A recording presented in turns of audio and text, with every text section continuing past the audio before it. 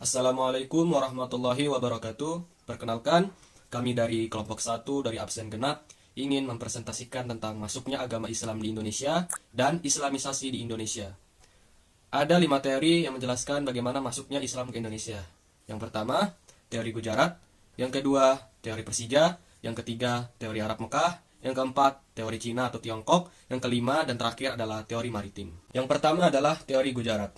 Teori India atau Gujarat menyebutkan agama Islam masuk ke Indonesia melalui para pedagang dari India Muslim atau Gujarat yang berdagang di Nusantara pada abad ke-13. Saudagar dari Gujarat yang datang dari Malaka kemudian menjalin relasi dengan orang-orang di wilayah barat di Indonesia. Setelah itu, terbentuklah sebuah kerajaan Islam yang bernama Kerajaan Samudra Pasai. Selain itu, teori ini diperkuat dengan penemuan makam Sultan Samudra Pasai, yaitu Malik As-Saleh pada tahun 1297 yang bercorak Gujarat atau India. Teori ini juga dikemukakan oleh S. Hurkjohn dan G. P. Junapel. Teori ini juga dicetuskan oleh G.W.J. Drewes dan dikembangkan oleh Shrok Hurkjohn dan kawan-kawan. Teori India atau teori Gujarat ini juga diyakini oleh sejarawan Indonesia, yaitu Sucipto Wirjo Suprato. Soal awal-awal mula masuknya Islam di Indonesia adalah melalui Gujarat atau India. 2. Teori Arab atau Mekah. Selanjutnya ada teori Arab atau Mekah yang menyebutkan Islam masuk ke Indonesia langsung dari Arab pada masa kekhalifahan. Teori ini didukung oleh Jacob Cornelis van Leeuwen hingga Buya Hamka atau Abdul Malik Karim Amrullah. Menurut Buya Hamka, Islam sudah menyebar di Nusantara sejak abad 7 Masehi. Hamka dalam bukunya berjudul Sejarah Umat Islam tahun 1997 menjelaskan salah satu bukti yang menunjukkan Islam masuk ke Nusantara dari orang-orang Arab. Teori dan bukti yang dipaparkan Hamka tersebut didukung oleh Thomas Walker Arnold yang menyatakan kaum saudagar dari Arab cukup dominan dalam aktivitas perdagangan ke wilayah Nusantara. Teori Persija Iran. Teori yang menyatakan asal mula Islam masuk ke Indonesia dari negara Persia yang sekarang bernama negara Iran didukung oleh Husain Dejjadiningrat dan Umar Amir Hussein. Abdurrahman Wisnu dalam Reception, Selection, Modification, Antropologi Hukum Islam di Indonesia 2016 menuliskan, Dejjadiningrat berpendapat tradisi dan kebudayaan Islam di Indonesia memiliki persamaan dengan Persia. Salah satu contohnya adalah seni kaligrafi yang terpahat pada batu-batu nisan bercorak Islam di Nusantara. Ada pula budaya tabot di Bengkulu dan tabuik di Sumatera Barat yang serupa dengan ritual di Persia setiap tanggal 10 Muharram. Ada 5 teori yang menjelaskan tentang kedatangan Islam ke Indonesia, salah satunya adalah teori Cina. Ajaran Islam berkembang di Tiongkok pada masa dinasti Tang 618 sampai 905 Masehi, dibawa oleh panglima muslim dari kekhalifahan di Madinah semasa era Khalifah Utsman bin Affan, yakni Sa'ad bin Abi Waqqas. Kanton pernah menjadi pusatnya para pendakwah muslim dari Tiongkok. Jean A. Berley 2004 dalam buku Islam in China menyebut relasi pertama antara orang-orang Islam dari Arab dengan bangsa Tiongkok terjadi pada 713 Masehi. Diyakini Islam memasuki Nusantara bersamaan migrasi orang-orang Tiongkok ke Asia Tenggara. Mereka memasuki wilayah Sumatera bagian selatan yaitu Palembang pada 879 atau abad ke-9 Masehi. Bukti lain adalah banyaknya pendakwa Islam keturunan Tiongkok yang mempunyai pengaruh besar di Kesultanan Demak. Kerajaan Islam pertama di Jawa seiring dengan keruntuhan Kemaharajaan Majapahit pada perjalanan abad ke-13 Masehi. Sebagian dari mereka disebut Wali Songo. 5. Teori maritim. Teori maritim menyatakan bahwa penyebaran Islam Nusantara tidak bisa dilepaskan dari kemampuan umat Islam dalam menjelajahi samudra. Namun teori ini tidak menjelaskan mengenai asal Islam yang berkembang di Indonesia tersebut. Teori ini hanya menyebutkan bahwa Islam masuk ke Nusantara pada abad ke-7 Masehi. Teori ini dicetuskan pertama kali oleh N.A. Balaj.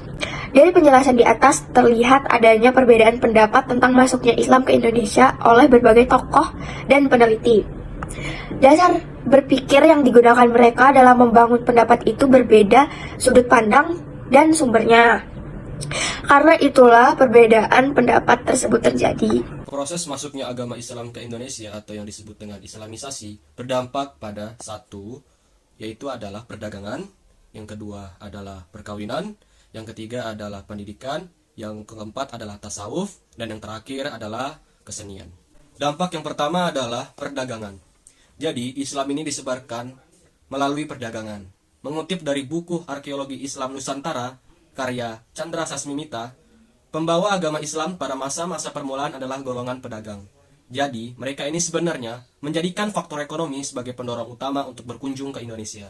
Momen ini diperkirakan terjadi sebelum abad ke-13 Masehi, sekitar abad 7 Masehi. Kepulauan Nusantara merupakan kawasan perdagangan internasional yang ramai dikunjungi pedagang dari berbagai bangsa, yaitu termasuk Arab, Persija, dan juga Gujarat atau India. Pendapat serupa dikemukakan oleh Hasan Mu'arif Ambari yang membagi fase islamisasi Indonesia menjadi 3. Yang pertama, kehadiran para pedagang muslim. Yang kedua, terbentuknya kerajaan Islam. Dan yang terakhir adalah fase pelembagaan Islam. Yang kedua ada perkawinan.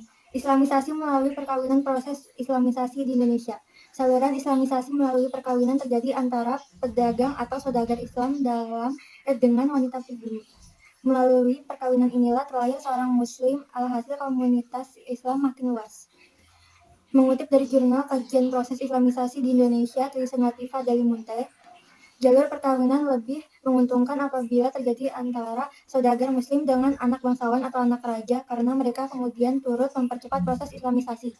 Contohnya adalah perkawinan Raja Brawijaya dengan Putri Campa yang melahirkan Raden Patah, Raja pertama Demak. 3. Pendidikan. Saluran pendidikan proses islamisasi di Indonesia. Islamisasi juga dilakukan melalui pendidikan. Ini tidak dapat dilepaskan dari peran-peran pengembara sufi dan tokoh agama. Penyebaran Islam melalui pendidikan awalnya terjadi di lingkungan keluarga, kemudian berkembang di surau, masjid, pesantren, dan akhirnya masuk di rumah para bangsawan. Di Pulau Jawa, penyebaran Islam melalui pendidikan dilakukan oleh Wali Songo. Mereka mendirikan pesantren untuk mendidik santri tentang agama Islam. Diharapkan setelah selesai menuntut ilmu, para santri dapat pulang ke kampung halaman untuk berdakwah menyebarkan Islam. Islamisasi melalui tasawuf. Tasawuf merupakan ajaran ketuhanan yang berfokus pada pembersihan diri. Para ahli tasawuf juga memiliki ilmu menyembuhkan penyakit dan pengetahuan soal magis. Menurut Sandra Smita, ahli tasawuf hidup dalam kesederhanaan, selalu berusaha menghayati kehidupan masyarakat dan hidup bersama di tengah-tengah masyarakat. Dengan tasawuf, bentuk Islam yang diajarkan ke penduduk pribumi mempunyai kesamaan dengan kepercayaan mereka yang sebelumnya menganut agama Hindu. Dengan demikian, agama baru ini mudah dimengerti dan diterima. 5. Kesenian. Para penyebar agama Islam tidak mengubah kebudayaan yang telah ada, namun memanfaatkan kebudayaan tersebut sebagai sarana untuk menyebarkan agama. Sunan Bonang merupakan sosok di balik tembang Tombo Ati. Selain itu, Sunan Bonang juga seorang dalang. Beliau mengubah lakon dan tafsir, memasukkan tafsir-tafsir khas Islam dalam cerita. Sunan Kalijaga. Sunan Kalijaga menggunakan seni ukir, wayang, gamelan, serta seni suara suluk sebagai media dakwah. Beliau juga merupakan tokoh pencipta baju takwa, perayaan sekatenan, layang Kalimasada, dan lakon wayang Petruk Jadi Raja. Seni tersebut membuat banyak orang tertarik, bahkan berhasil membuat sebagian adipati di Jawa memeluk Islam melalui Sunan Kalijaga.